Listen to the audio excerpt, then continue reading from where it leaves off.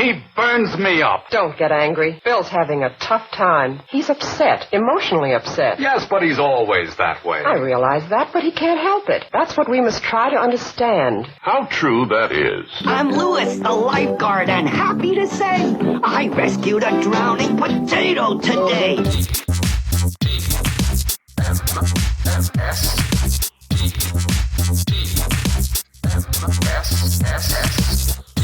The Morning Stream. Ironic, isn't it? An archangel needs a monkey to get a vision from God.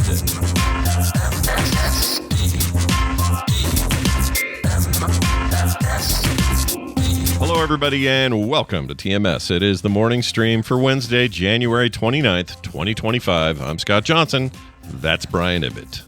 Hi. Hey, Hello. Man. Hey, man. Hello. Oh, you know, let me just say things about my current life status. Just real quick here. Okay. All right. Yep. I really need... We're on day 3. Kim's gone day 3. Day 3 or so, 4 almost. 4. And the time is going relatively quickly, which is good, but we just would really like her to be home. Like, it's a lot going on. Why do I think that it's...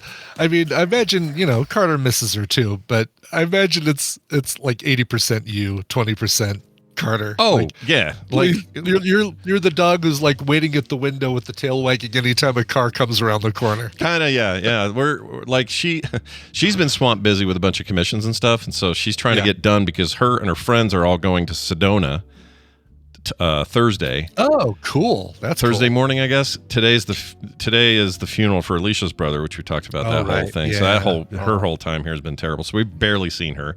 So it's been me and Carter. So the goal was like, all right, get the dog, get the dog's teeth out, bring it home, make sure the meds are working, make sure she's not bleeding. Okay, is her food soft enough? Like all that domestic crap. And at the same time, I'm like, well, the dishes need to be done, and oh, yeah, we don't have food. We get a grocery store. What do you want to do? I don't know. Taco Bell again? No, we can't do that again. Like, there's a lot of this talk going on around here. And then she leaves tomorrow. And then it's just me until, like, Tuesday or something. Mm-hmm. So I might not make it. Wow. I might just die here. Wow. It's Thursday to Tuesday. Yeah, I may not make it. I'm going to do my best, but I'm just not I didn't realize it was gone that long. That's like, usually... It's rarely over a week like this. It's 8 days, and I think one of those, it's either the 8th day is a travel day or the 8th day is the last day and the 9th day is the travel day. So it's either I got to verify it with her, but it's either Monday or Tuesday that she flies home. Now, I got talked to her yesterday. We did a little FaceTime, which surprised me. She was on a beach in Mexico. Nice. Just right at the port. FaceTiming from a beach? Yeah, and I was shocked because I was like, we don't have like a weird roaming... I didn't know how she was getting connection, and it was pure, clean, like HD connection. And I said, what are you doing? And she goes, turns out T-Mobile has a freaking tower down here. Oh, wow. So it wasn't like Wi-Fi from the resort. It was like actual cell. Yeah, so she's like walking in the water. I said, do not drop your freaking phone in there. Because it's salt water. But anyway, she was in the water. She says it's like 80 degrees, breezy, beautiful, just hot enough, not too hot. Like she's having a great time. Meanwhile, over here, it's like 10 degrees with an inversion. It's like, shit, I want to go. Yeah, and why didn't you go again? Why? Sibling trip. All the siblings' husbands and wives are at home going, damn it. Oh, okay. So, yeah. I'm not the only one. It's all of us. It's just, they do this every year now, ever since... her older sister who's now passed, but when she got her cancer diagnosis, they locked in on this idea that every year they would do some kind of sibling trip where it's just the siblings. That's cool. And so this is that, this is time for that this year, and that's why they're doing it. But the rest of us, me, Devin, whoever else is at home, I forget everybody's name. We're all stuck in the middle of the cold, just working, taking care of shit. And sure. Poor Devin. Holding down the fort at home. Devin's got like 6 kids. I don't know how he's handling this. I don't even want to know. Maybe you ought to get together with all of them and say, hey, we're going to go do a Long Beach Island trip or like something, go East Coast beach. Yeah. We would call that like the Spousal Revenge Tour or something like that. The plus ones revenge tour. It's actually not a terrible idea. I have to consider some of this, but whole crap ton of board games or something. Yeah. I don't know. I don't know what you guys are all into. I know what I would do if I were part of that group. It'd be like, all right, taking the Apple TV Plus, taking the not PlayStation, but the Switch. Yeah. Do some Mario Kart Live. Everybody bring your Joy-Cons. Yeah, no, that's exactly what I would want to do, and most of them, unfortunately, are nothing like me. Yeah. So they'd probably want to do, all right, we're bringing a poker table cover. We're bringing chips, cards. yeah, trying to get the NFL Lots package. of beer. Yeah. Right. We're going to watch the NFL Network all night. It's going to be, that's how it'll go. But anyway, we're here. We got a show to do, and we got some things to talk about. Real quick here, actually, given the time, I think I'm going to save this top one for later, but I'm going to get right to this. Dr. Tolbert piped in. Yeah. Tis the season for everyone to get sick. Brian's been ill. Everybody's getting these things floating around. It's a bad time. I'm being the canary in the coal mine for all of you. I'm being the here's why you need to get a flu shot sooner. That's right. Because apparently getting it on the Saturday before the Tuesday you get the flu, not enough time for it to be in your system to keep it away from you. That's right. I think Jerry said, what did he say? They come out in September. We got ours in October. Yeah. But then I also got COVID in no, we were going to go at the very end of August. That's what it was. Early September, the new shots came out. We were going to go get them, and then COVID happened to us, and then we were sick, and then we went and got the flu one. And they said, you can't get the COVID one for 3 months. So I still don't have the new COVID one. I should probably go get it. You haven't gotten the new COVID one. Yeah, you should get the new COVID one. Because it's been well over 3 months. But anyway, here's what Dr. Tolbert has to say about the flu. Good morning, gents. Your friendly neighborhood family doc swinging by to answer the burning questions from Tuesday's episode. You all were discussing the symptoms of flu, which led to questions about what flu even means. Well, it's a very good question. Through the years, the word flu has come to mean anything that makes us feel bad. It now includes things like infectious gastroenteritis, like you guys talked about on the show, as well as any upper respiratory infection or lower respiratory infection that could be caused by a viral illness or even some bacteria or even fungi. As physicians, we don't really use the word flu to mean those types of infections. Generally, we're going to be a lot more specific with our language when we talk about upper respiratory and lower respiratory infections, and when we use the word flu, we're shortening the word influenza. Influenza is a very specific type of virus that causes airway infection and leads to a very, very intense immune system response that makes us feel like we got hit by a bus for about 7 to 10 days. It can cause significant breathing problems, really intense coughing, as well as causing fever and body aches. We can even have nausea and vomiting or even diarrhea as a symptom of influenza, the virus. So as Brian said, if you're drawing a Venn diagram, not all vomiting and diarrheal illness is going to be flu, but influenza infection can absolutely cause vomiting and diarrhea. Hope that helps, and I especially hope that you all stay free from influenza anytime soon. And as always, if you need me, page me.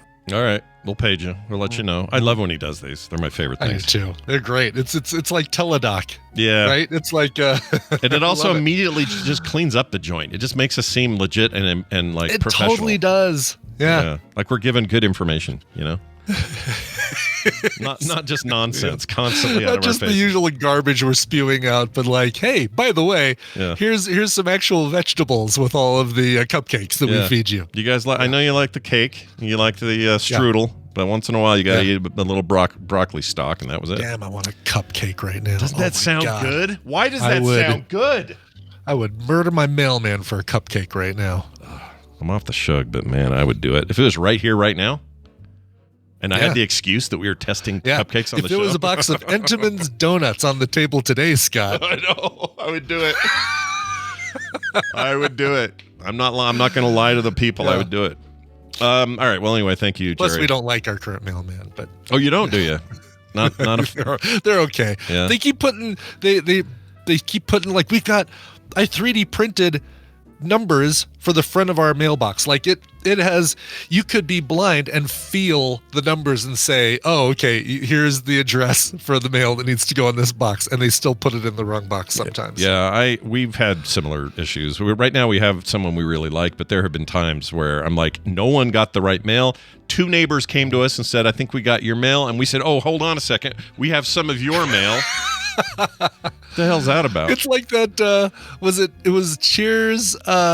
There was an episode where they were like doing a documentary about Cliff or something. Oh, and they basically showed him like doing his rounds, and he says, here's why I deliver the mail to these fine folks in this cul-de-sac. And as he walks away, you see all the neighbors going around and handing each other. Yep. Yeah, that was totally a Cheers episode. That's 100% correct. Yeah. I mean, there's a Seinfeld episode where Newman's just tossing the bag. Like, right. He's not really doing anything. But I'm curious because we have, regular mail folk, delivery folk who write into the show. Sure. Tell us why is that hard for some? Like why they've got the same box lineup if it's boxes or if it's actual like separate boxes or if it's a big grid. However it is you're getting your mail, it's the same for everybody. So why do some of you fail so hard at delivering those things? You know, right now we're doing, like I say, we're doing pretty good. My biggest problem is we have a Fed driver who's friendly and nice. I really like him. I've met him a few times. Super cool dude. He looks like a professional, like out of college football player. Just a big beefy man. Okay. Wow. And I'm not. He could probably huck the mail. Yeah. Just leave your mailbox open. He'll like spiral it right into the box as he drives by. Kind of goes back and then. Yeah. I would love that. And he's super nice and everything, but he goes around and puts it in the back sometimes. And we have this. That sounded wrong. He goes around and puts it in the back. We have another contender for out of context comment of the week. It's a nasty one. Did you see somebody started that? By the way, there's a new channel in oh shit in Discord. TMS discussion. There it is. Best out of context clips. So in our Discord under TMS discussion topics. Right now it's almost an all Scott thing, but it's great. What's your favorite out of context clip from the list below? And it's from 2760. Scott saying he has a huge wiener. What? Down now 2761. It's Brian saying turn a penis into a vagina. Scott 2762. Scott wants more black friends. I do. Actually. So it's like a vote list kind of thing. I don't know what happens when you vote, but I don't either. But it's in our Discord if anyone wants to contribute to it. And this, by the way, this FedEx driver happens to be black. And look, I'm not one for the dudes. All right, like I like the ladies. I'm all for the ladies. I'm attracted to the ladies, always have been. But this guy does make you pause and go, oh, hey. Yeah. Anyway, he puts my shit in the back, though. He's not supposed to do that, and I don't know why he does that sometimes. And I just need to ask him. But then when he does show up at the front, he's so nice and friendly. I don't have the heart to say, please don't take stuff to the back. Because he's nice. Yeah. I like him. I don't want him to think I'm dissatisfied with his excellent service otherwise. Right. You don't want exactly. Like you're afraid that if you complain about one little thing, everything else is going to kind of go to pot. Yeah. He's gonna. Yeah. And I don't know. I can't bring myself to do it. But anyway, we'll see. Yeah.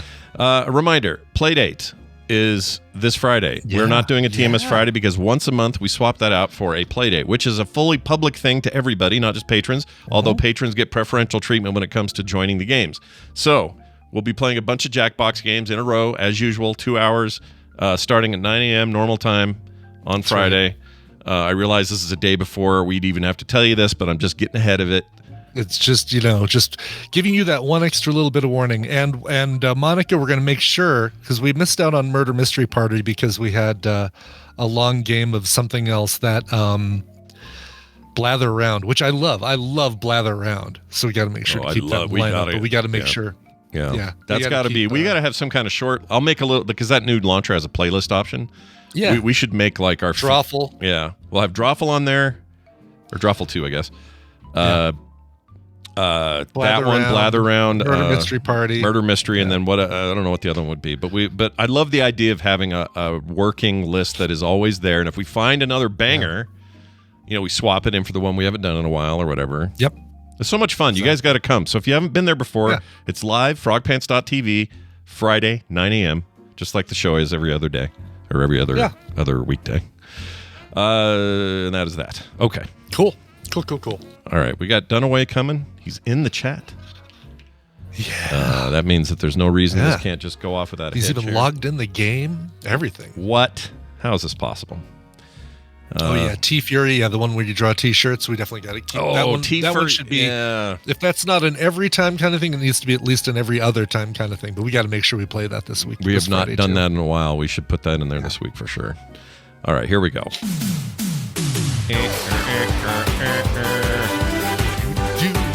All right, as you can hear, that means it's time for a game show of sorts. And one Brian Dunaway has joined us. Hi, one Brian Dunaway. How are you? Oh, hi, Scott and Brian in 1 and 2. Yeah. Hey, we missed you on Monday. That was a sad I missed day. you guys too. Yeah. Sometimes, sometimes life happens and you don't get to hang out with your friends. That's I true. know. That's true. Your mom made you to go, I don't know, clean the yard or whatever, and you couldn't play. I understand. Yeah, I had to take the trash out. It took like an hour. Okay. It happens. How's your knowledge on Canadian football teams? Yeah. Canada has football? Okay, there we go. So there we go. Yeah. It answers your question directly. Yeah. All I know about it is I remember that we inherited Jake Delhomme over in the Carolina Panthers years ago from the Canadian League. That's all I really What's his name? know about it. Jake the what? What is it? Jake the Snake Delhomme. Jake Delhomme. Oh, Delhomme. I thought it was D-E-L Home. Okay. All right. Delhomme. I don't know who that is. I can't believe they're going to be showing a rerun this year for the Super Bowl. It really sucks. I know. We just saw this 2 years ago. Come on. I guess I'm a little tired. I'm a little tired of. I feel like I'm going to say something controversial, and then we'll get to the game. Okay. Oh, perfect. I'm not. As you guys know, I'm a casual watcher of the NFL. I always plan on watching more and being more behind the teams I like, and then more early on, and then But I never do, and it's always like, okay, it's playoffs already. Shit. Well, I guess I better get excited. And so that's where I'm at again. But the league does this thing where the NFL loves to have a team that just seems like the unstoppable monster. And other sports do this too. Yeah. Yankees, Lakers, now Kansas City, previously New England Patriots, this sort of thing. Yeah. Right. And it's so wrapped around them being an entertainment business and not a sport for the fans to watch that and I'm not even complaining about the Taylor Swift stuff. It's not even her fault. They keep cutting to her. She's not cutting to them. It's not her fault. She just happens to be dating somebody on the team. So you think she shoots birds at the camera guy, and then as soon as he turns around, it's like, oh, just kidding. Well, I've seen her do it before, where she notices she's on, and she'll mouth like, "Get off me," or I've seen her do that before. Shake it off is what she's saying. Yeah, shake it off, she says, and goes, trouble. Anyway, my point is, Kansas City in there again. I'm just like, doesn't excite me at all. And I know there's Kansas City fans in our listenership. I understand. I'm not ripping on the team. They're great. Right. Mahomes is amazing. All this stuff's great. I'm just saying, I'd like it to be interesting and not just. Yeah. Well, yeah. The good news is, the fact that it seems, it doesn't seem fixed.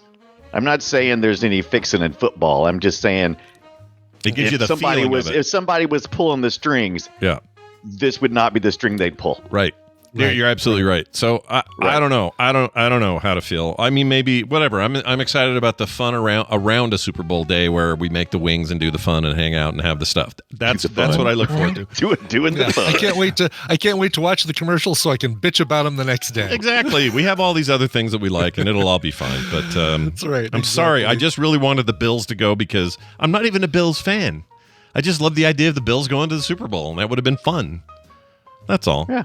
Right. Anyway, good luck, everybody. Hey, Brian, let's play this game. You want to? Oh, you know what? I should bring a player in. Shit. We need a player for this business. How about our fourth caller? Yeah. I think maybe have we had Raven on before? It doesn't matter, but Raven's our. We have. But let's have her again. Let's have her again. She's right here. Let's see here. Make sure this worked properly. Tabletop game Maven Raven. Maven Raven. She should be Raven. She should be CTG Raven or no Maven. No, Maven Raven. Hi Raven, how are you? Are you there? Hello. God. Oh hi. Yes, I'm here. Sorry, Raven. We made you scramble there at the last second. Well, just a second. All right. Okay. All right. She's probably in a weird place at work or something. She is. She just had her performance review yesterday, so good timing on this. Yeah. Great job. This is great. Great job. Hilarious. Where's she going? I don't know. That's weird. We just gave her a really good review, but now she's running in the bathroom with a phone.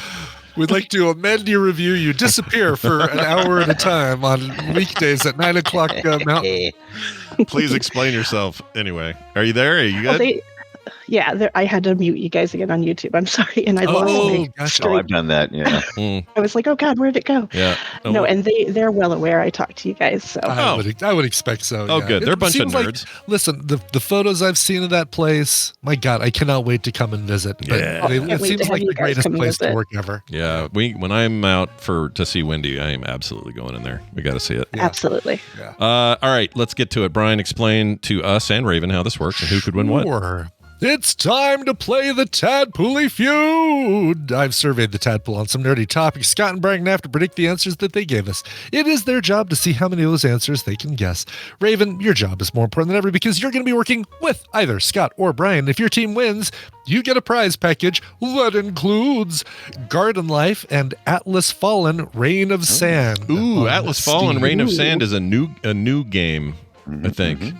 Well, that's not one of the international ones, is it? I don't think it is. No, it's not. I don't believe it's region locked. We don't find out if they're region locked until I try to give it to an American. So I guess we'll find out. That game's like that game's less than 6 months old or something. That thing just came out. Wow, that's cool. Yeah, nice. That's awesome. All right. It's almost like the first game you have to play is, will this code work? We like to give you a multi-leveled experience here at the that's right. TMS Exactly. It's the meta. Yeah. All right. If you guys are ready, I'm ready. We asked 427 tadpoolers. I don't know. I'm not trying to rush you, Brian. I like it. I'm ready. I'm ready. You ready? I'm ready. Okay. All right. To give their best answer to this, what is your favorite soda or pop soft drink? That Scott. is not. Scott. Dr. Pepper. Show me Dr. Pepper. Number one answer on the board. It paid off this time. Yeah, I think I know where it was going, but I'm curious. Go ahead. Tell me what it was. That is not Pepsi or Coke. Yeah, so you pretty much guessed what it was. Yeah. Well done. Well, that means you automatically get control of the board. You get Raven here as a cohort. This is a great bit of timing, Brian. We just talked about Pepsi and Coke yesterday. We did, and Costco and all of their machinations. Yeah. I will tell you right now that zeros and diets, I lumped all that stuff into the base drink. So if Coke and Pepsi were allowed, Coke Zero would be included in Coke, as would Diet Coke. Zero. So Dr. Pepper Zero, Dr. Pepper Cherry. Is that Dr. Pepper Zero is included, but not any of the sub flavors. Okay, if there's yours is a sub flavor. If there's a sub flavor, then that's a separate deal. I knew that the term sub flavor would send Dunaway off on a little Tourette mode. You can't say sub flavor. Not expect me to Tourette's that thing. Yeah, sub flavor. Expect me not to Tourette's up on that thing. Yep, come on, Mingo phone. That's what I call it. Anytime he does this, his Mingo phone. He's answering. All right, let's see here, Raven. Do you have first of all, do you have a favorite that you think might not be a Coke or a Pepsi product? Your drinking choice. Well, I quit drinking colas and pops like years ago due to like sugar problems. Yeah, moved on to hard liquor. I gotcha. Right. But Josh, moved on to hard liquor. But Josh does still drink, and he is the Baja Blast fan. And he would be furious if our Taco Bell got rid of the Baja Blast Zero. So let's do Baja Blast. Okay. And Baja Blast, well, Brian will tell us if it's a sub drink. If it's a sub flavor. It's a sub flavor of Mountain Dew, I suppose. So that's right. All right. Show me Mountain Dew Baja Blast. Yeah. Number 8. Good points right there. It pairs well with a nice taco. Oh, it really does. Yeah. Chalupa and a Baja Blast Zero. Yep. Perfect. I don't know what happened on our Taco Bell where they quit. I don't know if they've quit entirely, but I couldn't get it the other day. I was so annoyed. So lame. I actually could go get Taco Bell today for lunch. There's nothing. It's not Taco Wednesday. No, but I had leftovers yesterday, or I had a thing yesterday that I had to eat. And tomorrow I love that you had a thing that you had to eat. Oh, yeah, no. Tina says, you're eating this for lunch. You're not going out and getting something. You didn't eat your dinner. You're going to eat it for breakfast. She did not give me that directive today. So I could... Scott talked me into it yesterday, so... Yes, nice. I did. And you sent pictures and everything. Did you get the Cantina chicken thing? I got the Cantina chicken quesadilla. Oh, it's good, right? It's weirdly good. Yeah, it's like a flavorful good time. Those things. Yeah. They don't look good, though. They look like crap on the plate, but whatever. They do. All right, let's get to another one of these. How about... So flavors, when he said that, it means there are some stuff included. So just pick one. I'm going to say shut up. I'm going to say Dr. Pepper Cherry. It's my favorite. Yeah. Ooh. Good choice right there. Yeah. All right. Show me Dr. Pepper Cherry. Get out of here. It's a good choice, but it's not on the flavors. List. It is on the list. Number 16 was Dr. Pepper Cherry. So You're welcome, Brian Dunaway. I gave you a line here. See that's right. Yep. Hey, I'm going with give me some sugary water that's carbonated. Sprite. Sprite. Yes. All right. Show me that lemon lime deliciousness known as Sprite. Number 4. Yeah, Damn it. now What we're was I thinking? talking. Yeah. Let's see. Not Coca Pepsi. Now my favorites are. Let's see. We already said zeros. I like that. Okay. How about this? I like myself a good root beer. Now, do I specify which one, or is it kind of probably need to? Right. I'm going to go with A&W. Okay. Even though Barks is better. Yeah. Barks got bite, but I think Barks got A&W is more popular. All right? Sure. A&W makes me feel nauseous for some reason. A&W always They got does. their own It's a restaurant. little too sweet. I think that's it. A&W, I think. Yeah. Yeah. I haven't had it in years, but All right. Show me A&W root beer. Yeah. So here's the thing. Mugs. Smart. Mug A&W Barks. People put just plain root beer. Like if they just put Yeah, Dr. Pepper, I knew they meant Dr. Pepper and not Dr. Pepper cherry or whatever. Right. But if they just put root beer, some people put A&W root beer, some people put Barks, but there were enough people who just put root beer that it's like, well, I've kind of got to lump all these together. Anybody put I don't know. sarsaparilla? You'll have to give that as a guess and see. Yeah. Oh. Now, note that I did not do, like, if nobody said lemon lime soda, so that's why Sprite is Sprite, because nobody said just generic lemon lime soda. I think because people are kind of like okay with. So that doesn't most root mean beers. that doesn't mean seven up is sure on there. It just means Right, that- exactly. Okay, all right. It means that, I'll tell you that there were people who did say 7-Up, but I'm not going to tell you yeah or no, it's not in the top 10. Sure. So, That makes sense. yeah. All right. Give me- go ahead, Brian. Give me that drink that looks the same color in as it does out. Give me that Mountain Dew. Just regular old Mountain Dew. Show me good old plain old antifreeze looking Mountain Dew. Number 3, taking you to tie 9 points for each player, or for Brian and for a team of Scott and I Raven. wonder if the sales numbers reflect this list. They probably do. It feels right. I'll bet they do. Yeah, the root beer, Nice root beer, I'm little- not sure about, but like Dr. Pepper to Mountain Dew to Sprite, that sounds right to me. That's right. Yes. By the way, I did tell people in the chat or in the survey, if you don't drink soda, just tell me one that you did drink when you drank it, or Don't something give me a you've heard. story. Because I don't want to I don't want to have to sort through. I didn't drink soda. Drink Not that I'm complaining about you saying it, Raven, but Thanks. I just don't want to have to sort through 55 different responses, all worded differently in the survey. Right. Yeah, very. I good like point. tea. Yeah. I'm taking offense, Dunaway. You're welcome, Raven. Yeah. I like tea as well. Ooh, that's a good one though. I do like. It's not a soda though, but it comes in a soda can. Those Liptons, but I'm not putting that up there on the board because it's not going to be up there. But I will go with. Give me a grape soda. I don't think people classify it other than grape. Right. Even though Right. Phantom makes one. Who else makes some? I can't think of anybody else. Grape. Great. Hold on. Welch's makes a grape. Welch's. That's Yeah, right. Yeah, but isn't Welch, I there think another- Welch's is probably the best selling of the grape What was the most? sodas. That must be it. Why can't I think of? I thought I had a grape soda as a kid that wasn't. Oh, Grape Crush too. Yeah, Ooh, Grape Crush. It might be the one Crush. you're thinking of. What Scott. happened to One thing Crush? about grape drinks is I'm always thirstier after I drink them. What is Yeah. that about? It's because I don't soda's know. not a good is not a good hydrator. I don't think. No. We'll also include purple drink. All right, show me, That's show something me, different. Double drank. Yeah. show me your grape soda. Oh man! First strike for you on this side. People did say grape soda, but it's way lower than I expected. It's one of my favorites. You know, Yeah. I think it's because it's fallen out of favor. I don't know why. Actually, I don't know why it's fallen Yeah. out of favor, but it has, hasn't it? Yeah, it really has. This is because we figured out it doesn't actually quench thirst. Yeah, I guess so. But I Yeah. remember, like We had- like MASH, Radar always had a grape knee high, and as Grape a kid, knee-high. Yeah, we had that. three Yeah. people Yeah. say it. We had grape Zevia, grape knee-high, and grape crush, each with one answer each that it got combined into one. I see you, don't- grape lovers. I see you out there. Yeah, I see you out there. I don't hate Zevia, but I kind of hate Zevia.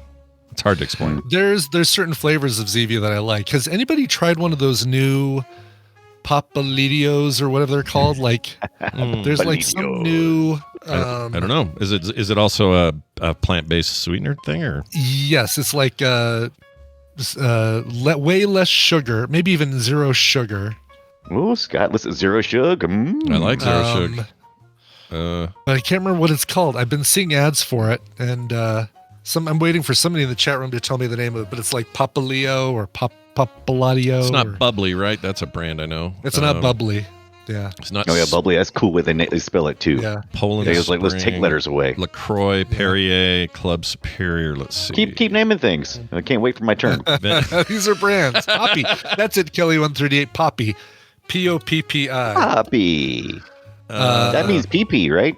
He's the character in Seinfeld that didn't wash his hands after the bathroom. Yeah, and peed on the couch. Yeah.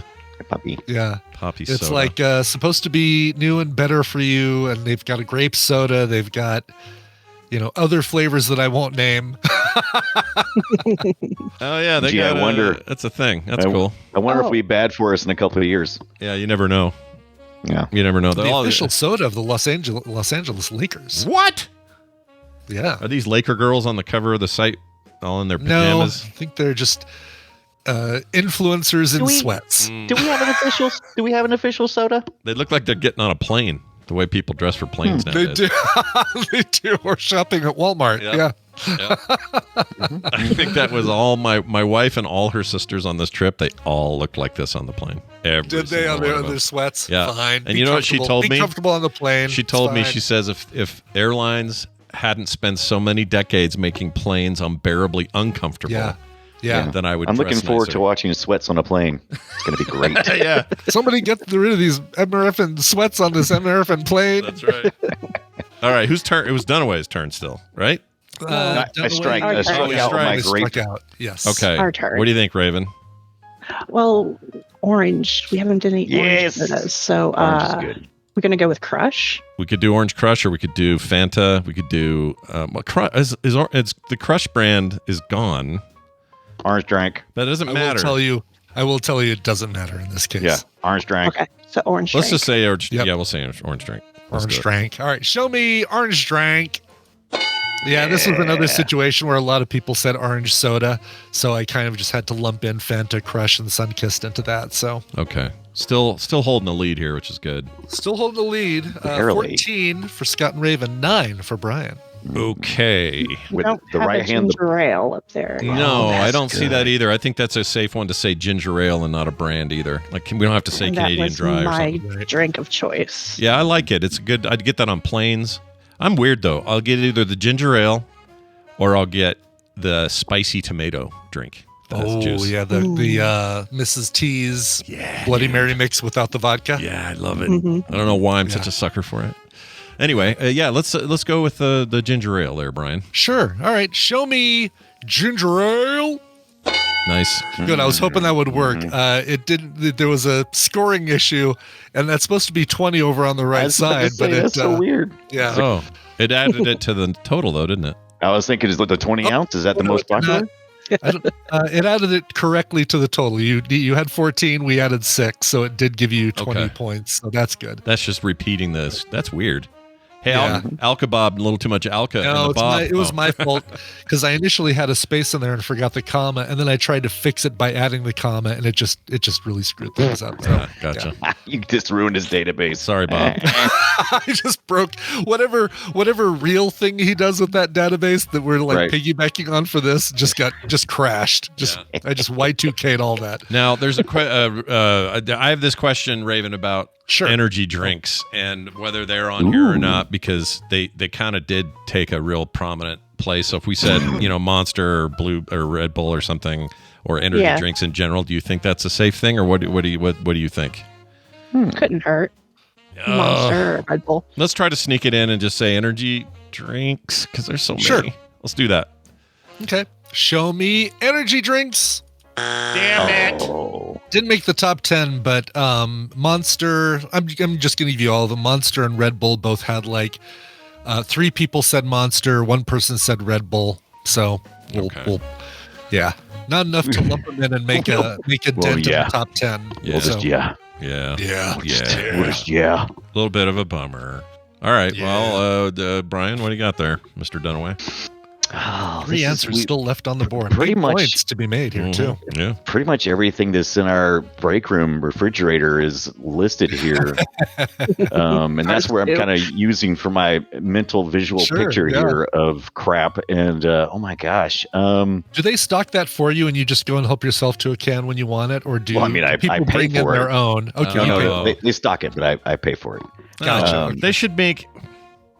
This is like, hey, we had the best quarter ever. Our C-suite people made about $1 billion. Here's some pizza to celebrate. Like they need to. Right. You should get They those. just- You should have soda for like a free. little perk of keeping sodas in there, as long as people can agree on which sodas to keep in there, because then you're going to have people like, I'd like you to make sure you get, I'll say this one because it's not in the top 10. Green River, can you make sure there's always a 6-pack of Green River? What is? I don't know what Green River is. Is that a soda I can It's get? a green soda, and it's, I could not even tell you what the flavor is. It's the flavor of it's- meeting you for sushi. 6 hours. Oh, that's right. Yeah, that's Yeah. true. That is the Green River. I never even, don't know why I don't even make that connection that the soft drink is, If we ever did that, because it's a big long running joke, if we ever actually did Yeah, it, we would drink that. I think that would be the thing to do. Oh, yeah. Yeah. yeah, we'd have to. Yeah. Oh, lime flavored. There we go. It's a lime flavored. Which, Okay. thank goodness, because it's green. You'd kind of hope. Well, you You hope it tastes more like green and less like river. I couldn't agree. I couldn't agree more. All right, Dunaway. But it's actually made by the Sweetwater Brewery in Green River, Wyoming. So Oh, wow. not Green River, Utah, but Green River, Wyoming. That river goes pretty Interesting. high up there. So, Yeah. Dunaway, I've what do you say? What do you think? I've got two local favorites that I'm just not sure would show up on here, and they're not Pepsi or Coke. I'm gonna go just because it deserves some love. I'm gonna go with Cheerwine. Oh, if you were going to say like just RC Cola, I was going to kick you in the nuts. Well, that was gonna be the other thing too, RC Cola, but Cheerwine is also about equally popular around here. I don't know what that is. What is Cheerwine? We've tried it on the show before, Scott. Did It's we? like a it's like a Dr. Pepper, Cherry like Cola. a fruitier Dr. Yeah, cherry cola, is that what it is? Yeah, It's like basically. a berry. Yeah. Okay. So it's got like a cola base and then Yeah. berry flavor on top of that. All right. Yeah, All right. It sounds good, and I don't remember that at all. So it's delicious. sure, let's do it. All right. Show me Cheerwine. Oh yeah, Your The bonus. 11th. Your Look at bonus that. gives you Shit. Yeah, another baby. guess. Shit. But no points, but gives you another guess. Well, it sounds like it's gonna make Scott annoyed, so I'm going with RC Royal Crown Cola. The RC stands for Royal Crown Cola. That's right, it does. Yep, Royal Crown Cola. All right. That and a moon pie. Shit.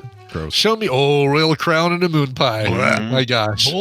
And some bold peanuts. Yeah, bold. Now you have me Bold. at bold peanuts. I'd eat that. Bold. I want my peanuts to crunch when I pull the They're actual so good, peanut though. out of the shell. Thank They're you very so much. good. Cajun flavor. My wife does the most amazing. You know what? We're bringing them to Vegas, and you're gonna Okay, all you're gonna right. at least try hers, and then if you still hate that consistency, Does she take them out of the shell? no, or they are still in the thing. So you got to open them, suck them. It's the soggy boils. The shell is what it's like. Has this been in your pocket with those gummy bears that are all melted together? Josh eats those all the time, and it's so gross. They're so They're good. so Oil good. peanuts. Yes. You guys are Oh, they're crazy. so freaking good. It's so good. I'm with Dunaway. All right. Show me RC Cola. Yeah, number 9. shit. we gotta Oh, no. solve the game. I should not Oh have my scoffed God. at that. I was sure it wouldn't be there. All right. I was Yeah. too. I'm so. 18 points for Brian, 20 points for Scott and Raven. This is a close one here. Two Yes, answers sir. still left on the Yeah. board. Nail biter. Right. Gripes. My heart. What is left? Oh my god, I can't think of anything else. Let me see. What is a smart ass answer that they would say? Put I don't know. Don't ant me. How about Don't ant me, bro. oh, no, you're gonna do it. Don't do it. How about is it Fanta? We already said Fanta. How about Sierra Mist? They're always trying to give me that crap when I go to get a Sprite at the restaurant. Well, they used to. Sure. Sierra Mist is gone now. I Yeah. think. It's twist. Was it gone? I think so. I mean, I remember it too. That was very prominent for a while. Yeah. People were really pushing it down your throat at the time. Now it's Starry is Yeah. Oh, Starry. is the replacement. Maybe that's a better answer. I don't know. You say. Would I have said it if it was on the?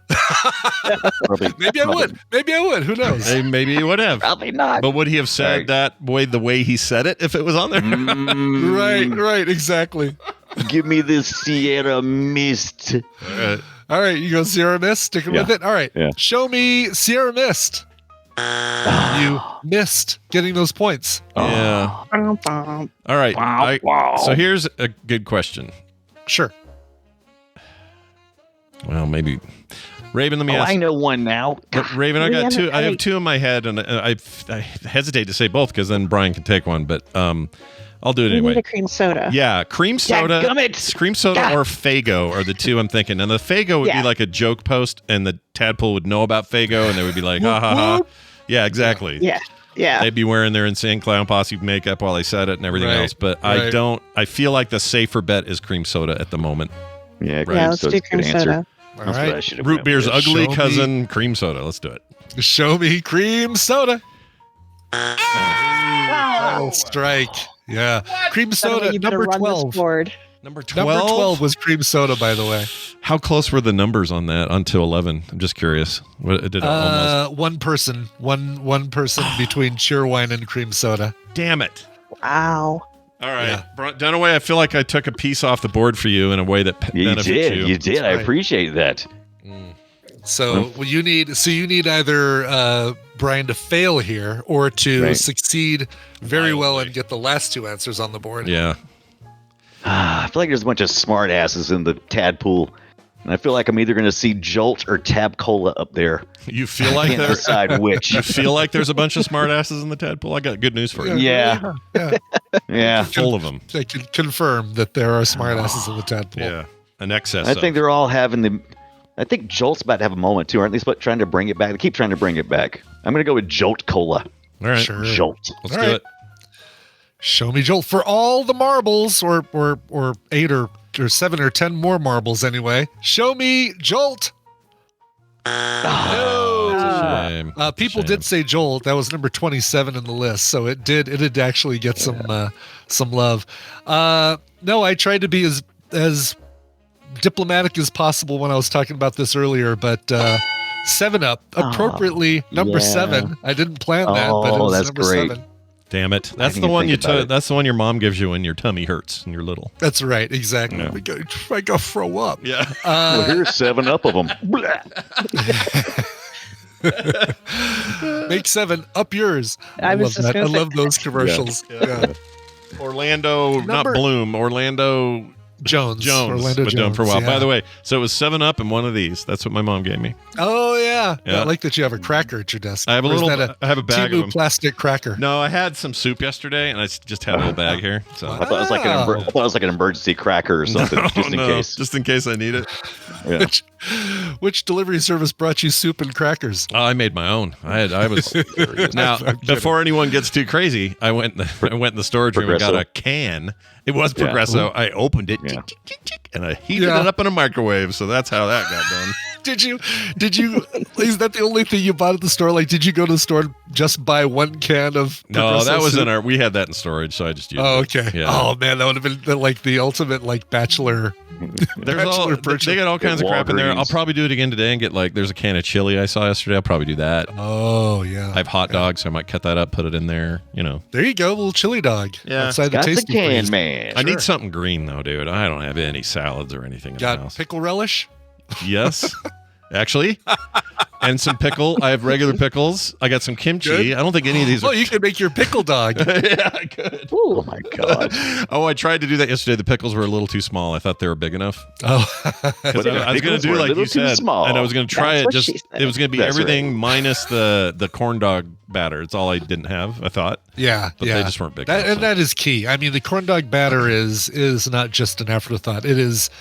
It deserves ingredient. equal Mhm. attention Yeah. in the pickle dog. Oh, Chat's right. I probably have some peas somewhere. I just got to look around.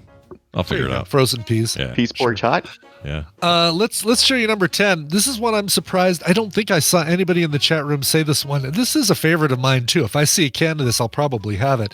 It is Squirt. Oh, Squirt. Your Yeah, Squirt's great. Grapefruit soda. Squirt is like it's like Mountain Dew-ish or adjacent, right? Kind of. A little bit. It's grapefruit as opposed to the tangy. Whatever Mountain Dew is. Yeah, whatever exactly as opposed to for Mountain Dew. Squirt but Squirt is also good with gin, by the way, and vodka. Oh, really? Mm-hmm. Squirt. It's a good That's mixer, interesting. yeah. You always hear the best mixers are Coke. What's the other one I always Sprite. hear about? Is Sprite a good mixer? Fresca is a good mixer. Sprite's Fresca's a really good mixer with Fresca's gin. a good one. Yeah. Oh, speaking of which, is Fresca on the list? I almost said Fresca's number 13. Oh, yep. man. 14, Mountain Dew Code Red. Ah, good 15 one. is Surge. Then you get ginger beer. Definitely different than ginger ale. I like a good bitter or a spicy ginger beer. that. Spicy. Mellow Yellow. Oh, that's the Mellow Mountain. That's the Yellow. Mountain Dew adjacent one I'm thinking of. Yeah, that's the right. There you go. All right. Moxie, Starry, Birch Beer, Cactus Cooler, Sam's Cola. IBC Root Beer, Yeah. Iron. Oh, why didn't IBC Root Beer join the other root beers? I don't know why I didn't put that all together. All right. Iron Brew, which is Scottish. We've had that. We've taste tested that on the show before as well. Yep. Sarsaparilla is why I said as well, because I was looking at sarsaparilla. Sarsaparilla made the list? No way. Sarsaparilla made the list. 2 people said it. Something called Ski, S-K-I. I've never heard of it. Oh. Me neither. Slurm.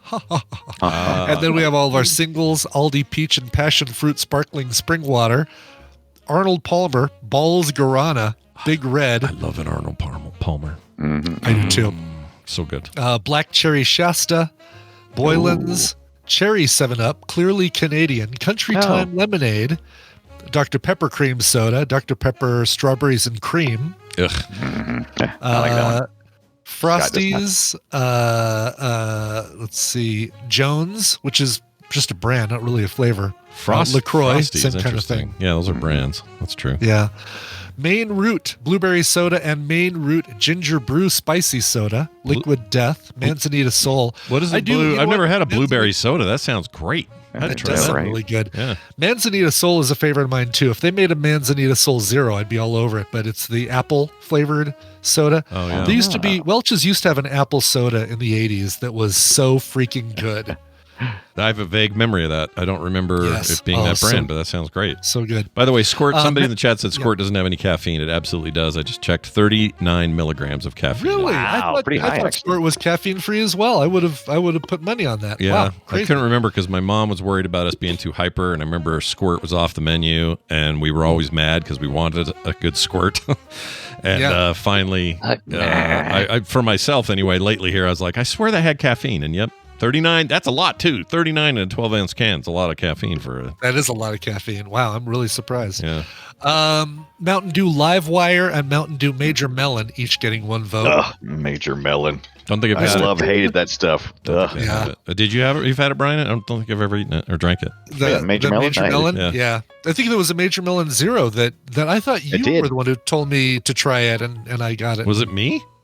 I had that. I don't know if you did or not. Maybe it was Brian. Maybe it was Maybe Brian. You were talking about it, and I went. Yeah, I don't remember having it. I would try it. It sounds all right. If I can get a zero version or whatever. Yeah. That's right. Pib Extra. There is a Sierra Mist on here. One person said Sierra Mist. Sweet. And then Sundrop.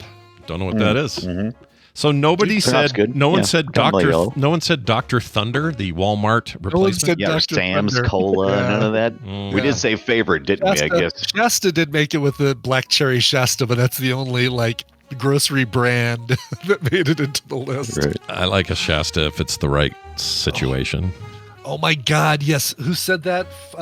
Rufus T. Cat. I remember Aspen soda, the apple soda. That was really good. It was an apple soda in the 80s called Aspen. Aspen was the name of the. Yeah. Was it a Oh, yeah, brand? And I Or want to Aspen, say, yeah. and the commercials went Aspen. Yeah, Oh, that's I right. remember that. Yeah, that's all familiar to me. I think that Yeah. was really good. I like a good Yeah. apple flavored almost anything. You Love know what? apple flavor. You know what you guys miss out on growing up? Mr. Pig. Mr. Pig? Yeah, Mr. Pig. That was the Piggly Wiggly store brand for Dr. Pepper, Mr. Pibb. Yeah. Wow. Mr. Pig. Shut up. That's great. Oh, here it is. I found a commercial for Aspen. You want to hear this? Oh, awesome. Yeah. Yes, I do. Let's play a bit of this. Come with me and discover a sparkling new world of refreshment. Aspen is here, crisp and crystal clear. Aspen, the new soft drink with just a snap, a tantalizing snap of apple. Aspen's different from lemon or lime. Discover Aspen, the new soft drink with just... It's literally different because it's apple flavor. Because it's apple. I don't like how she's saying that. I don't like it. Aspen. She's out walking around the forest of supposedly like Aspen, a snowy, Colorado. Yeah. Snowy forest, yeah. That's funny, dude. Yeah, that's gone. Long gone. Long gone. Oh, well. Well, all right then. Oh, I haven't let Tom know how late we are. I'll do that in a minute. Hey, that's great. Oh, gosh. You know what it means? It means we have a winner, Brian. That's what it means. Remind us what. Oh, first Fletcher would say. Congratulations. Okay, what did she win today? Yeah, Raven, you won a copy of Garden Life and Atlas Fallen, Reign of Sand. Congratulations, and have fun with these. Yeah, well done. Good job. Always fun having you on, too, and may your performance reviews always yield fantastic results. Bye now. Bye. All right. Hey, Dunaway. Real quick, I had the news doing this today, but I'll say it again. Brian's got this YouTube channel. See, it's over at youtube.com/TheBrianDunaway. And on there, you're going to find all kinds of cool stuff like games, retro game stuff, retro goodness in general, all kinds of fun stuff. So go to youtube.com/TheBrianDunaway and check me and him out on the Play Retro Show, which happens on Friday, where this week we are covering... Oh, shit, I forgot what we're doing. Frenzy. Fusion Frenzy. That's right. The Bill Gates said in multiple interviews his favorite video game ever. It was on the original Xbox, old as hell now that we're this far away from it. And we're going to talk about it. So get your multiplayer party couch co-op fun time hat on for Play Retro at frogpants.com/playretro this weekend, 1:30 Mountain Time on Friday at frogpants.tv. Brian, is there anything else that you'd like to say to us at all? No, I just love you guys. Kiss our butt. Yeah. We love you too. Oh, I said kiss my butt, and he said, yeah, that's great. Yeah, kiss my butt. Yeah. Kiss my butt. All right, Brian, let's play a song, and when we come back, Tom Merritt will be here. After that, we got Recommentals. It's just a Scott and Brian Recommentals today. Our two. We've chased our guests away. Yeah, they've had it. They're done. No, they had commitments, so as a result, we're just on our own today. But we got some stuff. Brian's got an extra. I have a tiny little side extra as well, and we'll talk about all about that here in a minute. First, Brian, let's play a song and have a break. Yeah, this is let's see. This is a Nashville-based indie singer-songwriter by the name of Savannah Lee, or Savannah Leigh, Leigh, probably Lee. She has a brand new EP called Reminders of You, and she's also going out on tour as support for Mackenzie McKay. So if you're going to go see Mackenzie McKay on tour, then by golly, you're going to see Savannah Lee as well. This song is great. It's called Reminders of You. Here is Savannah Lee. Do you want potatoes or stovetop stuffing with the chicken? Stovetop stuffing. Leave it to Mom to serve stuffing instead of potatoes. I'll leave it to you to ask for it. It's your biggest dollar's worth in television.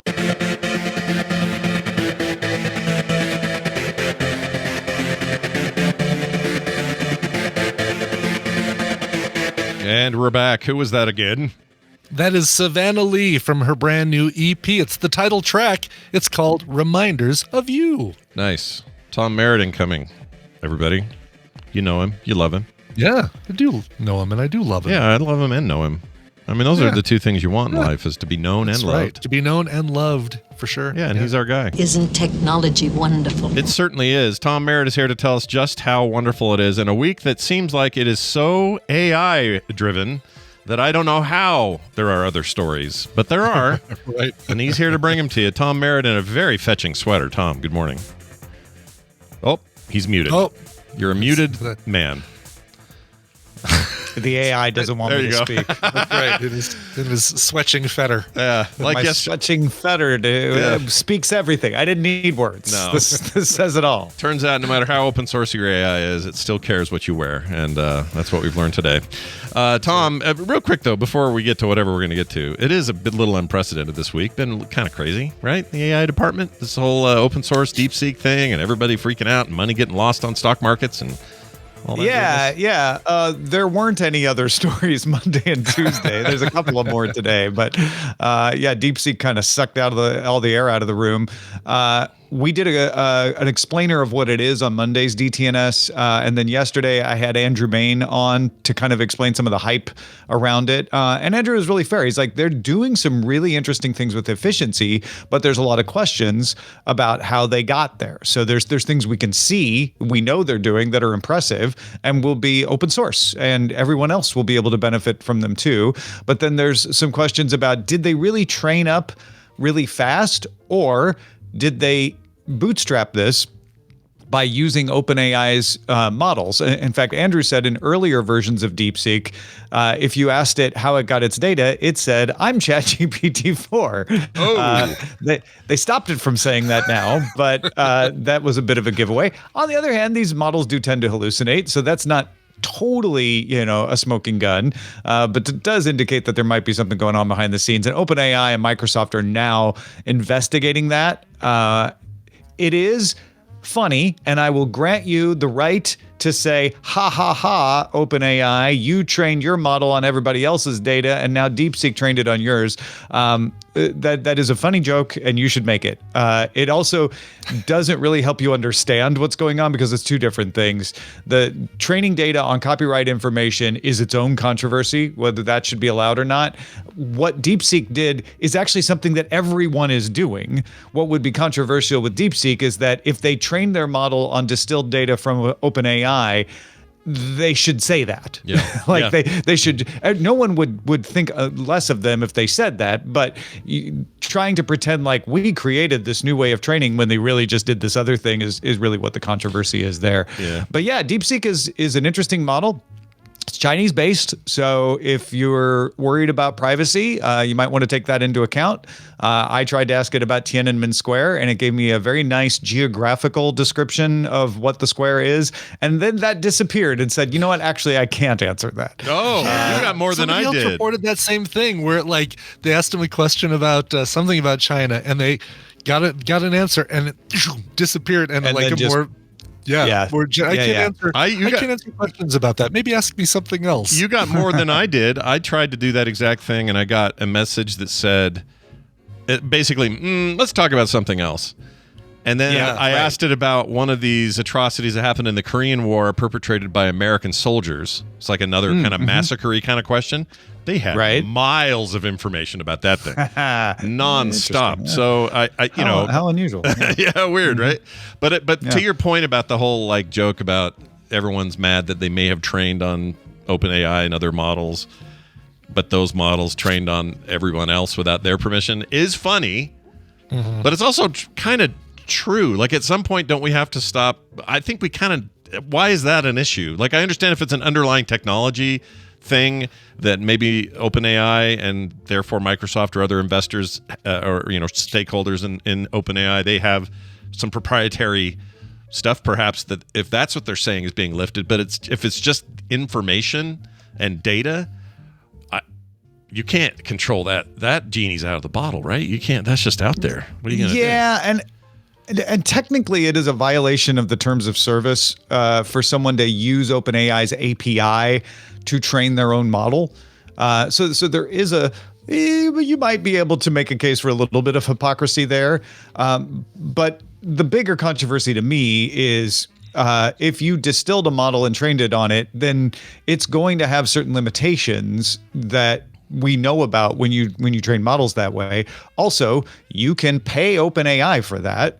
You can get permission to do that, and DeepSeek didn't do that, is what OpenAI is saying. So there's also the U.S.-China of it all. But honestly, it's more about did they actually create a faster way of training the data? This is what Andrew was saying on DTNS, or did they, take a shortcut and then pretend like, oh no, we created this revolutionary new way of training, when in fact they didn't. They did something that other models can do already. It seems like, if anything, so let's say it's the latter. They just lifted stuff pulled from the API, did things against terms of service, whatever. You can say however that worked. And forgetting all the pretzel twisting of who, when is it ethical to take people's info and when isn't it? All that stuff aside, making it open source and able to run some of its versions, being able to run on even like a 16 gigabyte freaking VRAM based PC. Like I could run one of those models locally. That seems like the revolutionary move to me, is that it's now out of the black box or out of a centrally controlled, nobody gets access to it, OpenAI black box or Anthropic or whoever else, and instead it's now your black box. Like, that seems like the revolutionary move. That's also not new. You could do that with some Gemini models. There's some OpenAI mini models, and Meta's models are all open. You can argue that they're not fully open source, but you're allowed to take them and run them locally and use them for commercial enterprises even in some cases. It's only when you get to a certain amount of uses that the license says, well, now you got to pay Meta. But it's not like they're the first. Also, Hugging Face and Stable Diffusion, and there's a lot of open models out there as well. What is impressive about DeepSeek is their efficiency, their ability to run the model locally at high levels with low parameters and get a lot out of those parameters, and doing some comprehension to say, well, we don't need to keep an entire index like everybody else does. We figured out a way to tell what parts of the index are important and only load those. It also breaks up queries across smaller nodes. So it may have millions and millions of parameters that could run, but it knows which nodes within them are experts at answering particular types of queries. And it's gotten good at identifying the queries and saying, only load these two nodes. And that makes it more efficient to run as well. So you're right. There's some really impressive stuff. It's not entirely new, but they're doing it better than other folks. But the reason everybody was selling NVIDIA stock was they were saying, oh my gosh, this thing was able to train with low-end GPUs really fast. No one will ever need to buy NVIDIA GPUs at the level we thought. Let's sell off the stock. And again, going back to what Andrew said in my interview on DTNS yesterday, do you think that if we have a more efficient model, even for training, even if the training part is accurate, that people won't just use it more? Like, it just makes it cheaper to do more stuff. Yeah. It doesn't reduce the demand for doing stuff. So if anything, it may increase that demand, right? Like overall, right. Long term. It would be like saying, oh my gosh, they made a gigabyte hard drive back in the day. No one will ever need to buy hard drives again because there's so much space. No, we figured out how to fill up a gigabyte hard drive, and now we have, 100 gigabyte terabyte hard drive, 10 terabyte hard drive. So it's kind of like that. Like, they may have made a more efficient way to train on lower end GPUs, but that means you could use that on the higher end GPUs and do even more. Yeah. Well, as even though we attempted when you came on today to go to say, hey, is there anything besides all this AI stuff? It's still really interesting and hard to avoid. So we talked about it. It's the story of the week, man. Like there's no doubt about that. So I recommend, if people want to understand a little more, and you haven't already, listened to DTNS briefing from Monday and Tuesday.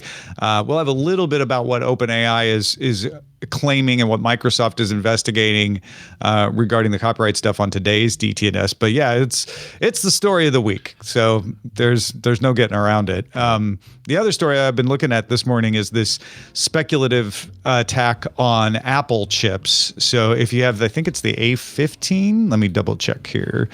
If it's the A15 or the M2 or newer Apple Silicon, researchers discovered a speculative execution attack against them. The upshot is, these are similar to Spectre and Meltdown, so they're not new kinds of attacks, but they're taking advantage of Apple's new way of doing speculative execution, and they only work in browsers. You would have to visit a malicious website and then have tabs open with sensitive information, like Gmail. You might leave your Gmail tab open. Then if all of those factors are happening and someone was exploiting it, they could read your Gmail. They could jump outside the tab and read what's going on in another tab. This is theoretical. Well, it's not theoretical. They were able to demonstrate it, but it's not in the wild. Nobody has been doing this yet. Apple doesn't think it's high risk. They are working on a solution to it, but they haven't got a patch for it yet. So patches in those cases is that actual? You don't flash the chips, do you, or do you? Well, that's maybe why they don't have a patch for it yet. Is yes, you could do an EEPROM or something potentially. But there also might not be a way to fix it, right? Sometimes these speculative execution attacks aren't fixable. You just have to design the chip different. I don't know in this case whether they could fix it with firmware for how speculative execution happens on the chip, or whether it's just going to be like, well, if you got that chip, be careful, don't visit any malicious websites. Yeah. Which wouldn't be the end of the world, but it's not great. Well, per usual, it's always good. I like that this stuff's getting tried at those levels so that it can then be known, and then reaction. You can react before it's a problem, So everyone always hears us and goes, "Oh, we got a big old hole." It's like, no, yeah, but that's the point. There's always big old holes. You just don't know they're there until these researchers at Georgia Tech and Ruhr University go, hey, somebody could do this. Maybe we should plug that hole before someone figures out how to do it in the wild. Well, plug all your info holes later today on the Daily Tech News Show at 2 p.m. Mountain Time. I'll be there today. It's Wednesday. I love being on. Can't wait to get more. Tom, is there anything else going on that you would like to mention? Yeah, so that's DTNS Live, and then there's DTNS Briefing. The Andrew Main stuff is on DTNS Briefing. That's the regular old DTNS feed. But if you haven't signed up for DTNS Live yet, there's lots of ways to get it. You can subscribe on YouTube, you can subscribe on Twitch, but you can get it as a good old-fashioned podcast as well. Just type in DTNS Live in your podcatcher of choice if you don't already get it, and it will come to you like a thief in the night. Ah, sweet. like a Thanks, Rihanna. like a chip exploit in the night. Under my umbrella. There you have it. Tom Merritt, everybody. You can find him on all the socials as Ace D Tech. Have a fantastic day. We'll see you a little bit later. Thanks, y'all. Bye now. See you later, sweater boy. Yeah, with your switching fetter. All right. You know what we ought to do? I know what. What? What should we do? What should we do? I think we should do this. Whoops. I got it right here. Well, what do you recommend? Time to do Recommentals. That's right. Things we've seen on streaming services that we think you, the home listener, might enjoy as well. And today it is just Brian and I. Nicole and Randy are out with things to do. But we're going to get right to it and start with Brian's clip. And that is to say clips, because we got a couple of these today. Clips. I got two things this week. We'll start with the TV series. So Recommental number one. Gotcha.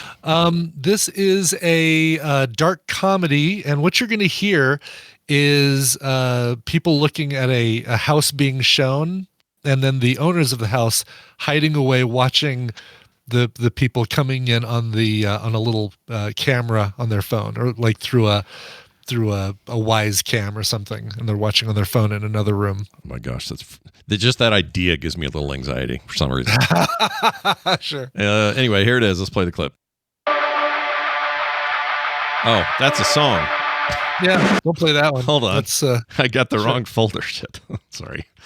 This is music I recommend. Yeah, those are songs you're going to hear here on the show, and it's going to be great. Okay, there's number one. Here we go.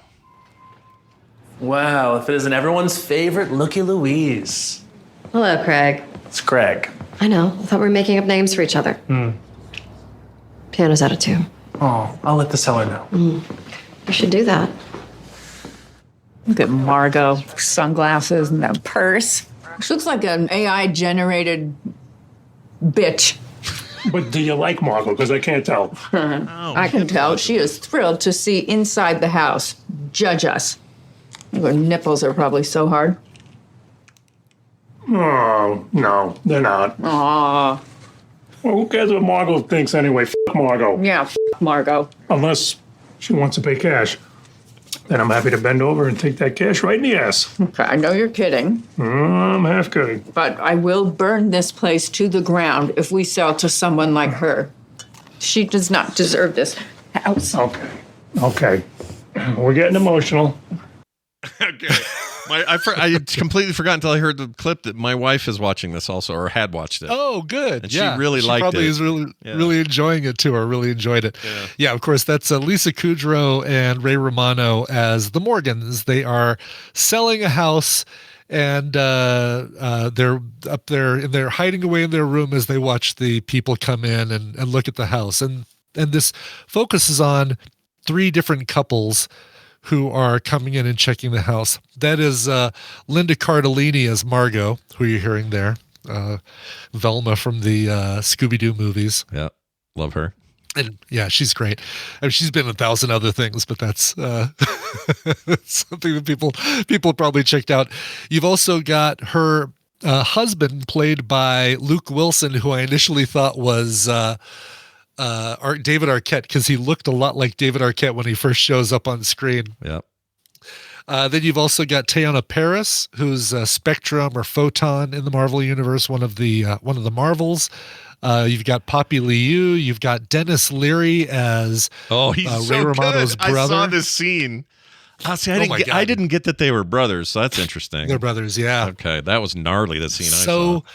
So good. So many great people in this thing. What a great cast. The show is called No Good Deed, and it is on Netflix. It's an 8-episode series about this house and the mystery that kind of goes along with it. And if you've seen shows like Dead Like Me, Dead Like Me, is that the one? What was the one with Dead to Me? Dead to Me, right. Christine Applegate. Yeah. That one, Good Girls with Christina Hendricks, very similar kind of vibe where it's like, it's comedy, it's dark comedy, and there are usually murders involved. Yeah. It has darkness for sure. Kim was like unsure about it at first because she's like, oh, these people are so stressful. And I said, what do you mean? Really She goes, are. They go They're from a little really bit funny to stressful, like, you're hearing Ray Romano going, doing this thing. Her nipples aren't hard.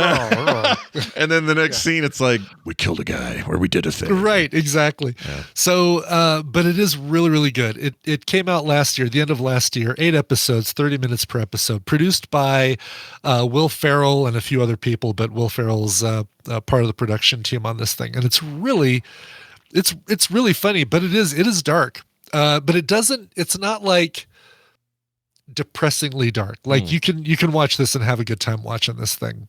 Yeah, she ended up really, really liking it. Watched the whole thing. Yeah. And she's like, oh, you need to see this. And I said, cool. But now I have no excuse because now Brian says see it. So I'll see it. I say see it. And Tina loved it too. Like, so, this is a good, I know you're like to watch with your significant other. And you're like me. You're like a late stage Ray Romano fan, right? Like I like him post Everyone Loves Raymond. I've never more. seen Everyone Loves Everyone Loves Raymond. I've never seen that show. But, it's so weird. I know it's good. I know it's universally loved, but it's like, yeah, okay. It's like behind Seinfeld. It may have been one of the bigger. I think it was the second biggest of its era. I don't know actually about that because maybe NBC had something bigger.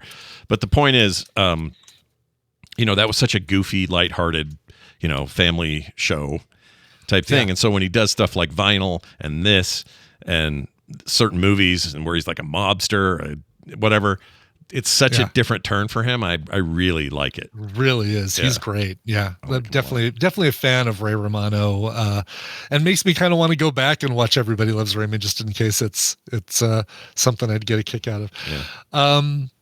Always love Linda Cardellini. Always love Lisa Kudrow. I mean, it's a great cast. It's a really fun show, and the interplay between a couple of the characters, I won't say who because I don't want it to be a spoiler, but a couple of the characters, one of these couples is just so fun to watch. They just, I don't know, chew each other up basically on screen. It's just terrific. It's got Kate Moaning in it from maybe you mentioned her. She plays Gwen. I didn't. The Linda Cardellini's little side business. Yeah, right. She's in that L Word deal, right? Isn't that one of the old? Which I've never seen. She's on, the L Word, Ray Donovan, Young Americans, none of which I've seen. Oh no, I did. I watched the first season of Ray Donovan. I really liked it. She's freaking great. I like her a lot. She's really good. Yeah. Linda Lavin, your Alice. Oh yeah. Oh yeah. She just died, right? I think she just passed away. She did. Yeah, right. She did just die recently. Like a couple of weeks ago, I think. We couldn't have killed her, right? No, we didn't. We dodged that bullet. Thank goodness. She was, I didn't know she was in this. That's great. She's in that Elsbeth show. I know that. But anyway, well, that's great. Anyway, so yeah, good Netflix show for you guys. Go check it out. It's called No Good Deed. No Good Deed. All right, number 2. Tell me about this clip. Well, this is a movie. People were all expecting me to. I already watched one episode of the new Disney Spider-Man thing, and it's so freaking good. Oh, really? Yeah, it's as good as came out overnight, and I couldn't sleep, so I watched it at 4:00 this morning, and I loved it. And they give us 2 episodes to. Oh, okay. I was going to ask if the whole thing drops. Yeah. Sounds like you have to wait. Nope, just the first 2 episodes, and I watched the first of the 2, and I really like it. I also love the fact they're bringing in a character that. We haven't seen in the MCU films. We've gotten her on one of the TV shows that is MCU adjacent, but I'm really excited about where her character is going to go and introducing that sort of thing. Is the art style as cool as it seems? It is, yeah. It feels very comic booky, Steve Ditko, and it's got a very cool, very unique style. Kind of like how What If didn't look like anything we'd seen before. This doesn't look like anything we've seen before. Oh, that's exciting. I'm excited to see it. Yeah. Carter and I were talking about it the other day. I didn't know it was out, to be honest. I missed it. So Yeah. I'll have to check it out. Yeah. Cool. All right. So second thing is a movie, and it's a movie that it's up for an Academy Award. And this is the time when we go through all those Academy Awards. And here you go. Here is your clip. Dad used to say that childhood was like being drunk. Everyone remembers what you did, except you. But my childhood was sobering, Sylvia. I remember everything. Right from the start. I'd always liked feeling caged in, snug, and protected. It was a shock to be born premature. I wasn't fully baked and looked like a baby rabbit. I was named Grace Prudence Puddle. My twin brother, Gilbert. The nurse said we had 2 souls, but 1 heart. I liked that. I have no idea what this is. That is, and if you can believe it, that is the voice of Sarah Snook, Shiv Roy from Succession. And you would never, after watching it, we saw the credit. I'm like, wait a minute, that was Sarah Snook? Holy cow. Oh, okay. I like her. She is great, yeah. And but never would have recognized her voice. It doesn't, because she plays such a demanding, powerful woman on Succession. Hearing her doing more of a sad, demure voice just completely did not connect it as her. This is that Max, the follow-up from the guy that made Mary and Max. Right? It is. The animated That's correct. thing? This is Memoir of a Snail. Yeah, the animated movie. We were just Memoir of a talking Snail. about this. I didn't realize this was up for Best Animated Thing or whatever. It is, yeah. And it's going to have a really hard time against Wild Robot and Flow, both of which I think are it's going to be one of those two, in my opinion. It's either going to be Flow or Wild Robot, and both of those I highly recommend. This one, I would say, is good, but be prepared that it's not going to be the feel-good hit of the winter. If it's like Mary and Max, it's going to be weird. I mean, that thing was weird, and real it's weird.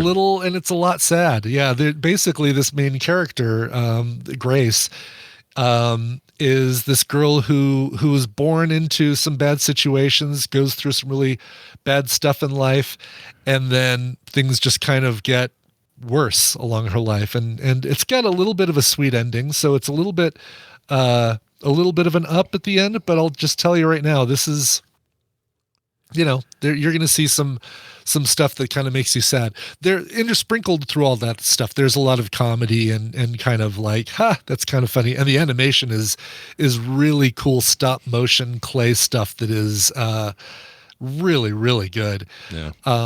Anomalisa was his other. Was that? No, I'm sorry. That was just. I think it's just Mary and Max, isn't it? Different person. Yeah, Mary and Max. That was the other stop motion animated film, the second R-rated animated film to be nominated. Oh, that was cool. I saw that. What's that called, though? Yes, Anomalisa, the one with third season of Fargo guy, Charlie Kaufman. The Kaufman one. Yes, that is such a cool movie. Gosh dang it, that was cool, but man, it was not what I was expecting. Not what I was hoping to see. A lot of animated man wiener, which is weird. Yes, there was. Yeah, it's very odd, very strange stuff. So in addition to Sarah Snook, you also get Cody Smith McPhee, your Nightcrawler, Eric Bana, your Hulk, and Nick Cave, who just sings about his red right hand for Peaky Blinders, and Australian musician Nick Cave. How do we know Jackie Weaver? Why is that name familiar? Jackie Weaver. Oh, Jackie Weaver. She plays Pinky, whoever Pinky is. Why do I think of...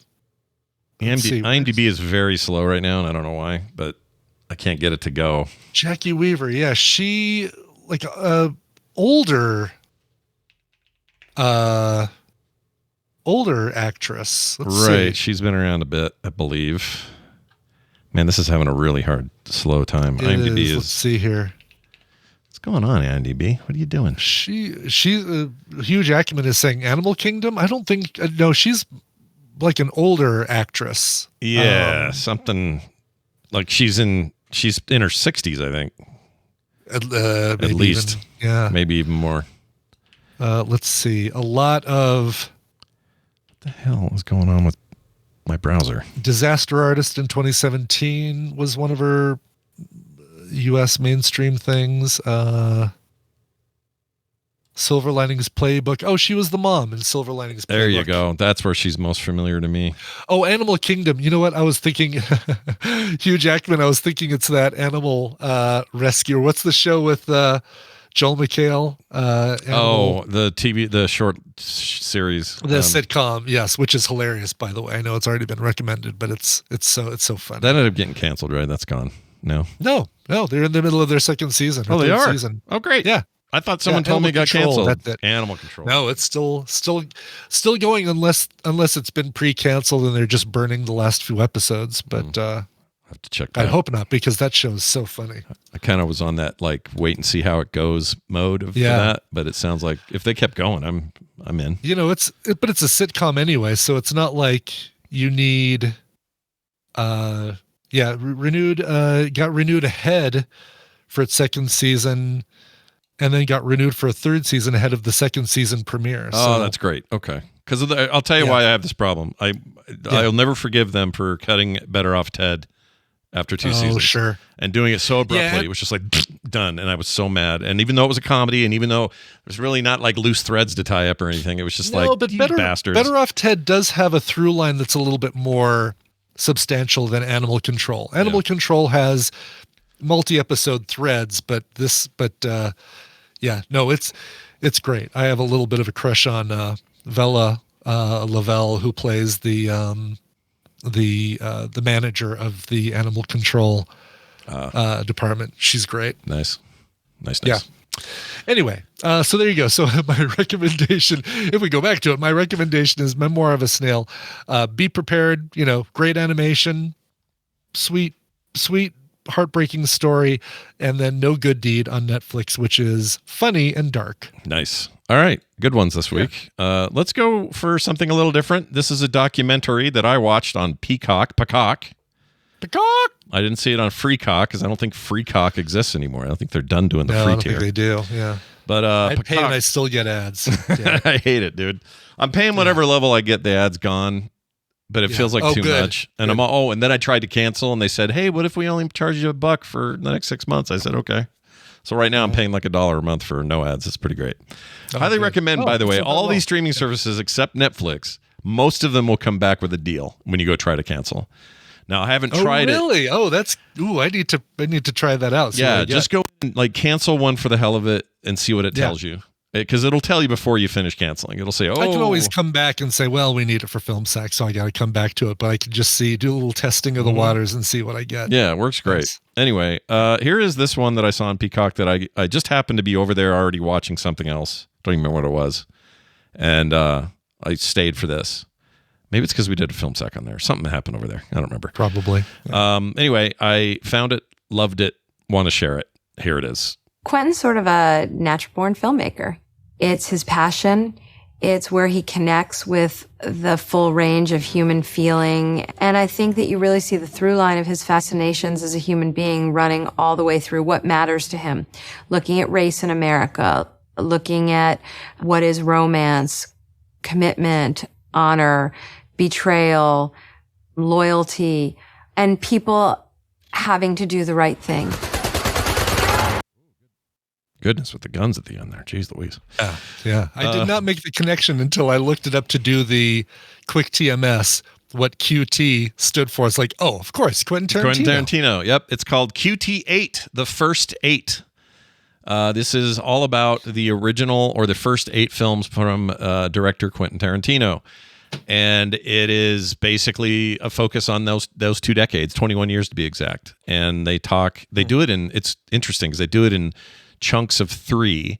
So they see him as chapters. His first 3 are very crime based, if you think about it. So we're talking about his main stuff too. It's not like, and then he did a episode of ER, True Romance, or he said they talk a little bit about his writing early on. So they do talk about True Romance, and they talk about Natural Born Killers, all that stuff, but only as like a launching pad for what would come next. So the first 3 films, obviously Reservoir Dogs, Pulp Fiction, and Jackie Brown, are kind of these crime focused movies. And then the next 3 are his genre films. So Kill Bill 1 and 2, Volume 1 and 2 are considered just the one. Second one was his Death Proof. Death Proof. And then the third, what was the third one? Inglourious Bastards. That's it. He called those. He called those. List in front of me. No, it's all good. He calls those his Justice, or they. I shouldn't say he. It's called his Justice trilogy. Because they're all about somebody getting revenge or getting back or winning, a fight or whatever. And then the final 3, which ends at Hateful Eight, are his. I forgot what he called that one, but anyway, that's Django. That's how did it go? Maybe that may have included that. What's funny is this split out into 3s doesn't matter that much to the film, but it is interesting. Yeah, I was going to say if they're lumping Kill Bill 1 and 2 into one movie, then Django Unchained, Hateful Eight, and Once Upon a Time in Hollywood would be the last 3, and they stop at 8. They stop at 8. So this is right before. Yeah. In fact, I think this released right before Once Upon a Time in Hollywood. Oh, really? Okay. Yeah, because at the end they talk about how that's coming and what his plans are and all that, and that he's got 2 more of these in him. He wants to end at 10. They discuss that. Anyway, this is basically to get to the bottom line of it, or the point of it all. This is just a deep look at him as a director, where he's from, what he did, and what he's doing, and why he is considered a modern day auteur, and how he changed film forever and all this sort of stuff. And I'm a massive fan of Quentin Tarantino movies. They are not for everybody, obviously, but I think it's hard not to acknowledge his impact on the business. And they do not shy away from the fact that most of these 21 years of filmmaking that they chronicle in this documentary are him working with what's his idiot from the studio? Robert Rodriguez? No, the guy that... Oh, a Miramax dude. The guy's in prison. Yes. My God, why am I Harvey Weinstein, geez. Weinstein, criminy. Yeah, they do not shy away from that mess. In fact, they lean into it, and it is real good, that part. I was surprised, because up till then I was like, because when they're talking about early part of the career, they're showing old footage of him hugging him at the award shows and high-fiving him at events. And, they had this money creative working relationship where Harvey had the money, Tarantino had the art, and it was this symbiotic relationship that really benefited both of them.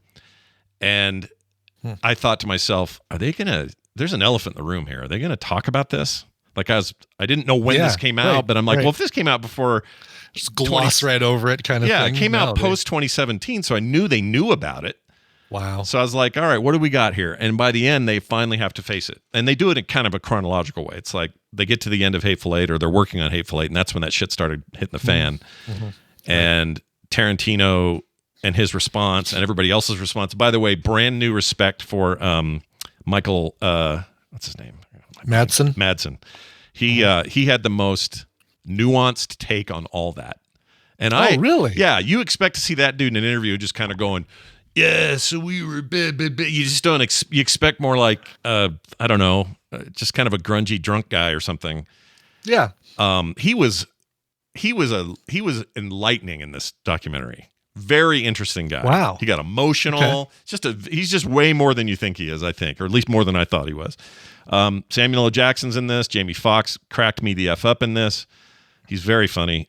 Bruce Dern is in this. Robert Forrester, an interview with him before he passed. Ooh. Oh, they do a bunch with Jackie Brown, talk a ton about that. Jennifer Jason Leigh is in this. Lucy Liu. Like everybody, pretty much everybody who's somebody in these movies. Tim Roth, Kurt Russell, they get interviewed for this thing. Christoph Waltz, Steve Buscemi. They didn't. I hope they get Buscemi, because he's in like 4 of them or something. Yeah, and they didn't have Brad Pitt. Yeah. They didn't have. I mean, they have stuff with Brad Pitt, like scenes and things and stuff from DiCaprio. They didn't actually talk specifically to him. Yeah, they're not part of the interview or whatever, and it was fine. It didn't matter that they were or weren't, but they just talk about his process, how things worked, what the sets were like. There's a bunch of behind the scenes footage stuff. his close relationship with his editor who died of heat exhaustion in California a few years ago. And it was just devastating to everybody because they all just loved this lady. Her name was Sally. I forgot her full name. Sally something. They talk about that a little bit. Anyway, it is great. If you are a Tarantino fan at all, or even if you don't like him, but you think there's something to be said about the art of it all, you really should see this. And I didn't realize how connected all the movies are. And I don't just mean thematically. Sometimes they feel very thematic, but there are characters that are straight up related. There's obvious ones like in Pulp Fiction, John Travolta's character is related directly to Vega. The other Vega guy played by Michael Madsen in Reservoir Dogs. Reservoir Dog. That's it. Yeah. I knew there was that connection. There's more than that, though. Way more. Like so many. And they showed a bunch of them, and they were like ding moments of like, oh, really? That guy knew that? You know, like, oh, cool. Like my gosh. Christopher Walken would say something in Pulp Fiction that is a direct reference to some other thing that even wasn't even made yet. Like he likes to do all these connections. Is there a connection between Christopher Walken and carrying that uncomfortable hunk of metal in his ass? Oh yeah, and Inglourious Bastards. Yes, like the war thing. That's where I would expect that. Oh, that's great. Yeah, okay. And also the other thing you're going to walk away with was something I already knew because I'd seen his talk show. But everybody likes to give shit to. He's a director too. He just made that horrible Borderlands movie. He played the Bear Jew. Oh. Right. Can't think of his name. What's wrong with my names today? Anyway, who's the director? Eli Roth. Jeez. He is one of the most articulate, fun listen. That guy's great, and he's all up in this. Oh, really? Okay. Because they're not just director friends, but he was the Bear Jew, obviously, and then he was also in. I think he was in the Django as some other smaller character. Is he related to Tim Roth? No relation. Okay, no relation. Okay. So that dude. Oh yeah, Red Fraggle's right. That was the Vietnam War. The watch. Anyway, there's some connection there. I don't remember how they did it, but they illustrate it. Anyway, he's great. I feel bad his movies suck so bad, the ones he directs, because he really deserves better. He's a really smart guy, and he's fun to listen to. Robert Forster talking about how Jackie Brown came out of nowhere and revived the career. He wouldn't have gotten the deal on Breaking Bad without it. Like, he talks all about that. Yeah. They show a scene from Breaking Pam Bad. Grier, too. Like, I mean... Oh, yeah, same deal. That's the thing. You know, he resurrected the career of John Travolta. He resurrected the career of Robert Forster. I mean, there's probably a good list. Oh, yeah. I'd argue Bruce Dern. I'd argue Michael Madsen himself has what's his career without Tarantino. Like, but they all have this like crazy family vibe, and I didn't expect that. He's also hard in some ways, and so they discuss that. This isn't like a totally glowy, let's put him on a pedestal kind of documentary. Sure. He dumped Weinstein the second that happened. Good. And he said the signs were there and I missed them and I feel terrible. But I didn't think they were really, I didn't know what was really happening. But, you know, now that I look back in retrospect, I can kind of see what was going on and I didn't know. And he just dumped him, just like straight out of there, switched to Sony and never looked back, which is a crazy thing to do. That's a 25-year friendship and working relationship that isn't so easy to just sever that stuff, right? So that was just really interesting. I loved it. I really liked it. Yeah. Tim Roth's also a fascinating guy to listen to talk. He's an interesting dude. And they go all the way back. I was hoping Harvey Keitel would be there. He wasn't, but there was a lot of Keitel stuff. I guess all I'm saying is if you are a fan of Tarantino movies, even a little, or just are a film historian or just want to understand the impact, it's really, really good. And I was riveted. They also have some outtake like stuff at the credits that you want to stick around for. Oh, good. Because I think Jamie Foxx might be the most underappreciated funny human being. I know he's a big movie star and he makes movies and he's funny, right? Yeah. But Jamie Foxx is freaking funny, dude. And he does the most dead-on Tarantino impression you've ever heard. Well, and we know he does a dead-on Orange Squat Goblin impersonation. Absolutely. He's just so good at that stuff. And he made me laugh multiple times, like real hard. Anyway, watch it. QT8. Cool. The first date. I just put it on my, like, there's a little button that says add to my watch next. And so I'm going to watch this with or without Tina. And you guys, another thing I would say to the women in our listening audience, I want them to watch it because there's a tendency to think that if you are a male writer, you write from purely a male perspective and you just miss it a lot. You write women wrong. You don't get it right. And that's true. It's kind of across the board.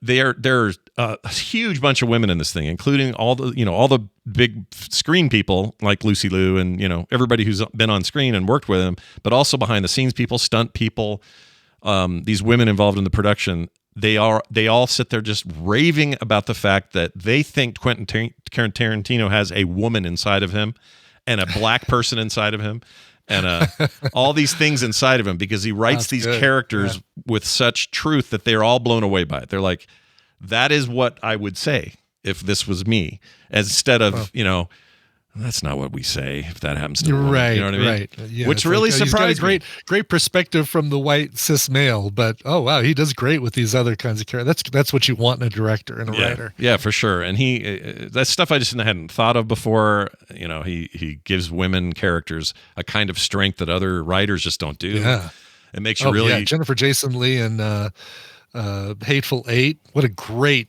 strong character, and of course Jackie Brown herself. And I love Hateful Eight so much. I think it's still my favorite of all of them. But I also have my proclivities. Did you watched the Redux, the four, like splitting into 4 episodes thing they did twice. Wow. Okay, that's 8 hours of content. I need to watch that because I haven't watched it as a mini series yet. Because I think the theatrical is excellent. I think that the slightly extended each and putting it into 4 huge chunks like that really works for it. And it's a fantastic version of that movie. I highly recommend it. Anyway, if you're a fan, must watch. If you're not, I still think you should watch it. It's really good. Oh, and there's lots of cussing, so don't have the kids in the room. All right. Oh, okay. They don't hold back on that part. And also Sam Jackson's a freaking hoot, that guy in real life. He makes me laugh. All right, that is gonna and they go deeper into his character from Django. That is the most psychotic thing that Sam Jackson's ever done.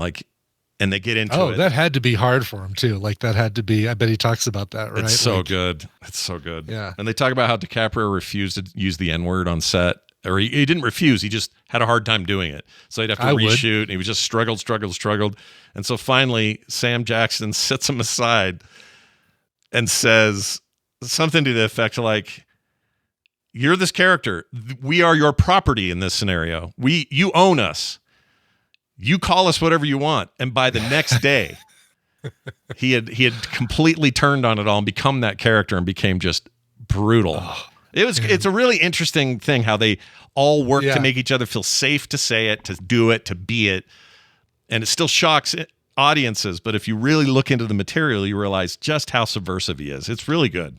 Huh. Anyway, if I seem excited, it's because I thought it was rad.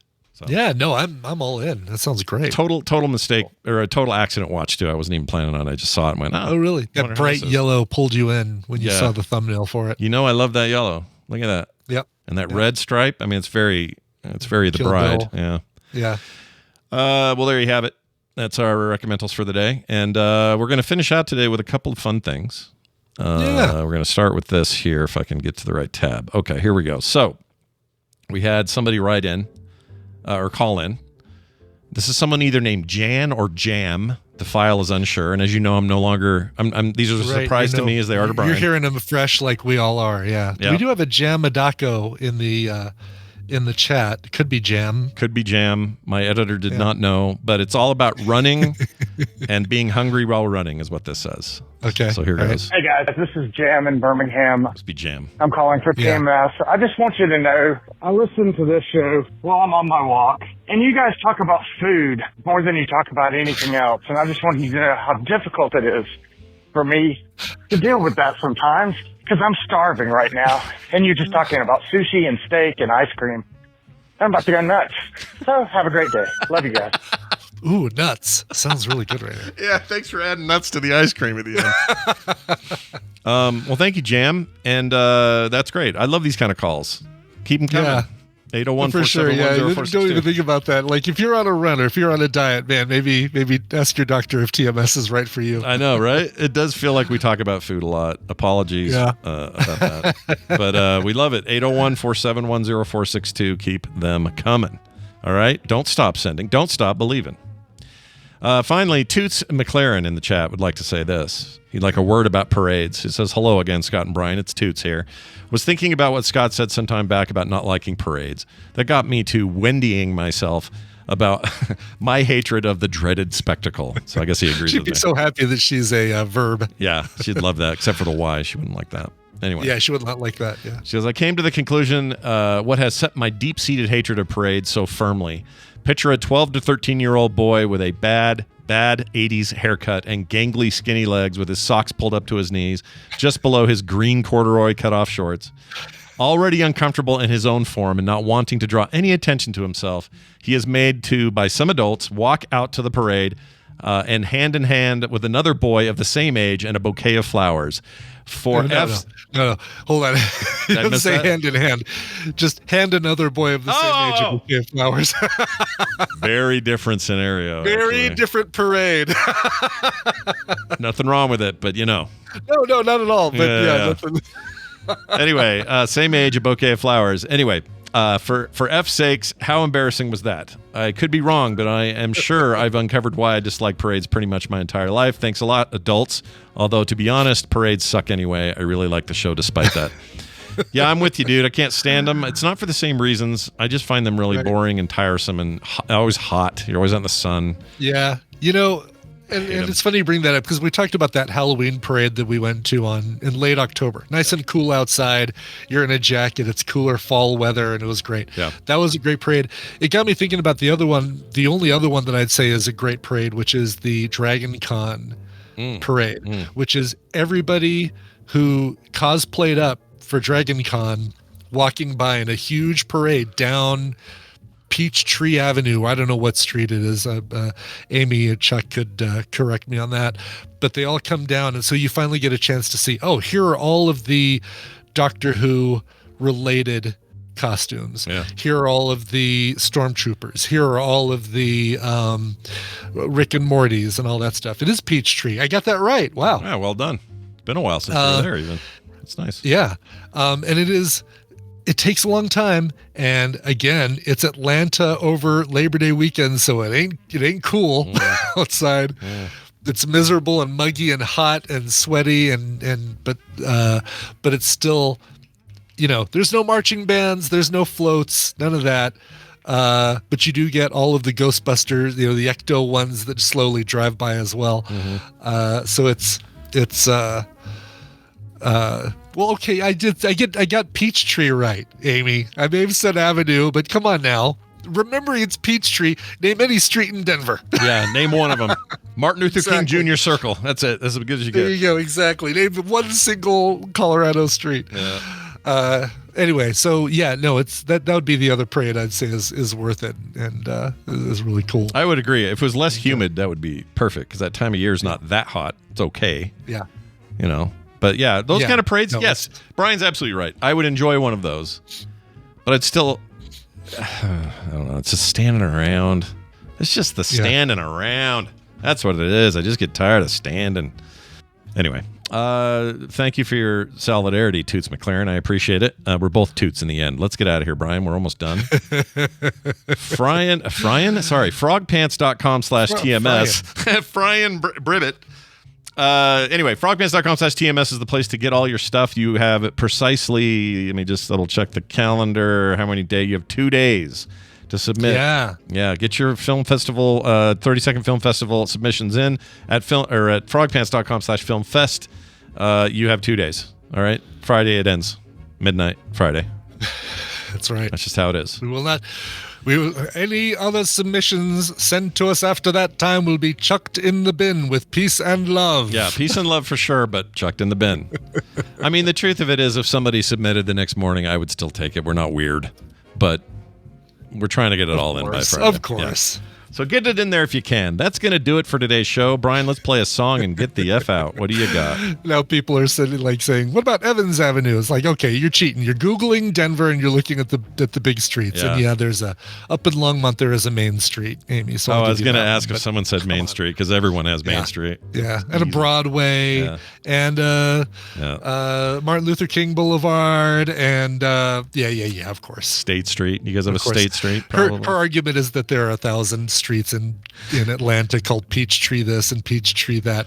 Listen, I don't know. I know of one because when I went to Atlanta, it was to the Journal-Constitution and to Dragon Con. Those are the only things I've ever been to Atlanta proper for. I've only been to their airport, and I'm surprised it's not called Peachtree Airport. It really should be, yeah. Peachtree Airport. Yeah. Anyway. All right, let's get to this. Shane Maddox wrote in. Shaved Maddox. Hey, hold on. Gotta do this. Just slowly rotate. Very good. Uh-huh. Yep. He says, greetings, Stash and Beard. Before Scott asks, yes, I am taking a 360-degree selfie as I write this. Too late. I already got it. It's finally time for me to turn up that one magical age that everyone keeps raving about, 42. I know I'm ultimately doomed in the old lady clip here. Not anymore. No, you're getting the Dersh Day. Mm-hmm. But whatever happened to the very brief talk of the switchover being the recommended colonoscopy age? We did talk about that. The Emptiness Machine by Linkin Park is still quite new, but it's quickly become one of my favorites. It's a bit hard to find a decent cover that's not AI generated, but I think the one by As Day Breaks seems to be about the best I've heard. If that one's not available, I of course trust Brian to pick something equally as fitting. See y'all in a few months. Shane Maddox. Nice. It's always good to hear from Shane. Here you go, buddy. Happy birthday to you. Yeah, hope you have a good Dersh Day. Love it. Great Dersh Day. Mm-hmm. All right. The Emptiness Machine, or the Happiness Machine. Definitely not a Linkin Park song. Single that was released last year. As Day Breaks did this great cover right here. Going out to you. Hope you had a great birthday, Shane. It was yesterday, but we had 2 people for yesterday. So yeah, you got pushed, buddy. Sorry. Yeah, you got bumped. It's all right. Happens. Yep, exactly. All right. Happy birthday, Shane. Here you go. Here's your song. We'll see you guys tomorrow for a Thursday edition of the Morning Stream. Hello, I'm a tailor, and your pant size is frog. You're always welcome at frogpants.com. They carry on like that in public. What do you suppose they do when they're alone?